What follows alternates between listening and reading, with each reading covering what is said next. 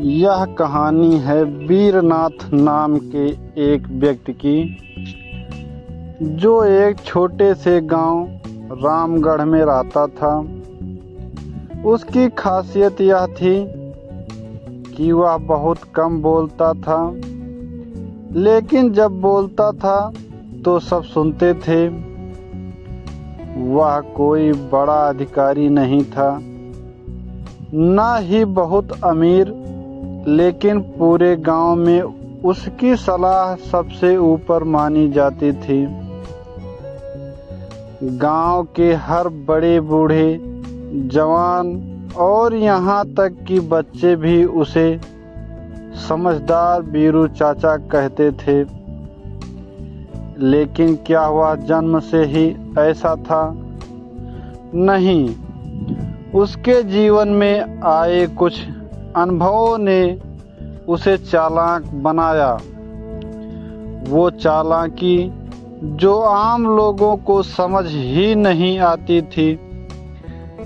इस कहानी में हम जानेंगे उन 7 खतरनाक तरीकों को जिन्होंने वीरनाथ को बुद्धिमान नहीं बल्कि समझदार और चालाक बनाया। वीरनाथ जब जवान था तब उसके अपने ही चाचा ने उससे पूछा, अरे बेटा, कितनी उम्र हो गई अब, और नौकरी में कितनी तनख्वाह मिलती है? वीरनाथ मुस्कुराया और बोला, चाचा, उम्र तो अब बस अनुभवों की गिनती है, और तनख्वाह पेट भर जाए वही काफी है। लोगों ने सोचा वीरू चुपके चुपके बड़ा कमाता है, लेकिन बात ये थी कि वीरू जानता था जिसे तुम अपनी कमाई और उम्र बता दोगे, वही उसका हिसाब रखने लगेगा। एक दिन उसका सगा भाई शंकर उससे नाराज हो गया। तू बताता क्यों नहीं? अपनी आमदनी क्या हम पराये हो गए? वीरनाथ बोला, भाई, हम सब एक हैं, पर कुछ बातें छिपाने से ही अपने बने रहते हैं। वीरू की माँ हमेशा कहती थी, बेटा, खड़े खड़े दूध पियो, ताकत आएगी, और पानी और दवा बैठ के पीना, वरना शरीर में असर उल्टा पड़ेगा। एक बार गांव के बड़े जमींदार बीमार पड़ गए। डॉक्टर ने दवा दी, पर उन्हें आराम नहीं आया।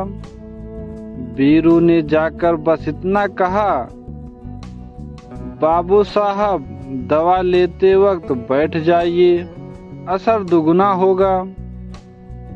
वह बैठे और कुछ ही दिनों में ठीक हो गए। जमींदार ने पूछा, ये कैसे जाना तुमने? वीरू ने मुस्कुराया और कहा, जिस शरीर को समझ के साथ चलाओगे वही दीर्घायु बनता है। वीरू को कई बार गांव के चौपाल पर बुलाया जाता। वहां अक्सर कुछ लोग अपनी गाथाएं सुनाते। हमने इतना कमाया, हमने ये किया, मैंने फलाने को हराया। वीरू बस मुस्कुराता रह कर सुनता, कभी कुछ नहीं कहता। एक दिन एक आदमी ने उससे कहा, तू क्यों अपनी तारीफ नहीं करता? वीरू बोला, भैया, जो अपनी बड़ाई खुद करता है उसका कद खुद ही छोटा कर देता है और जो दूसरों की कमाई गिनता है वह अपनी सोच की गरीबी दिखाता है। गांव में एक बार भयानक तूफान आया, कई परिवार बेघर हो गए। बीरू ने अपने घर के दरवाजे खुले रखे और जो भी आया उसे खाना खिलाया। एक अमीर साहूकार ने ताना मारा, एक व्यक्ति की रोटी भी मुश्किल है और तू सबको खिला रहा है। बीरू बोला, रोटी पतली हो या मोटी, भूख वहीं रहती है और भूख मिटाना इंसान का धर्म है। इसके बाद गांव वालों ने मिलकर एक सामूहिक रसोई चलाई और तूफान में हर भूखा पेट भर सका। सबने बीरू की प्रशंसा की। बीरू के घर जब भी कोई आता, चाहे कोई बच्चा हो या बूढ़ा, वह उसका अच्छे से स्वागत करता। लेकिन असली कमाल तब था जब कोई नाराज होकर जाता, बीरू झुककर उसे विदा करता। एक दिन गांव का प्रधान नाराज होकर चला गया। बीरू ने उसके पैर छूकर कहा, आपसे कुछ गलती हो गई हो तो माफ करिए। प्रधान को शर्म आई और वह लौटकर बोला, बीरू, तुझमें वो बात है जो बड़ों में भी नहीं।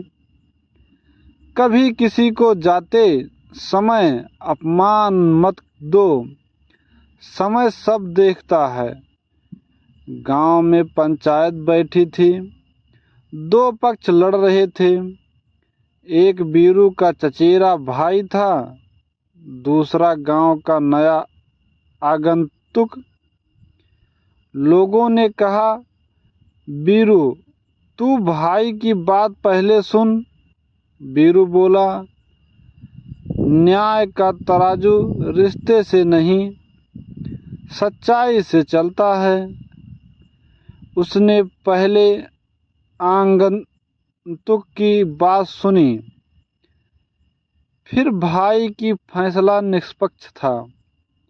भाई नाराज हुआ, लेकिन बाद में समझ गया बीरू ने सच का साथ दिया। बीरू के पास बाद में काफी पैसे हो गए। गांव वालों को लगा अब वो भी पनीर, मिठाई और मटन ही खाएगा। लेकिन बीरू आज भी वही दाल, रोटी और चटनी खाता। एक दिन एक युवक ने पूछ ही लिया, इतनी कमाई है फिर भी सादी थाली क्यों? बीरू बोला, खाने में स्वाद नहीं, संतोष देखो। पनीर भी पेट भरता है, पर चटनी आत्मा तक पहुंचती है। जब बीरू 75 साल का हुआ, तब गांव के स्कूल ने उसे ग्राम गौरव सम्मान देने का फैसला किया। सम्मान समारोह में उसने केवल एक बात कही, जो अपनी उम्र, कमाई, बड़ाई, खुराक, आदत और न्याय सब में संतुलन रखे, वही असली चालाक है।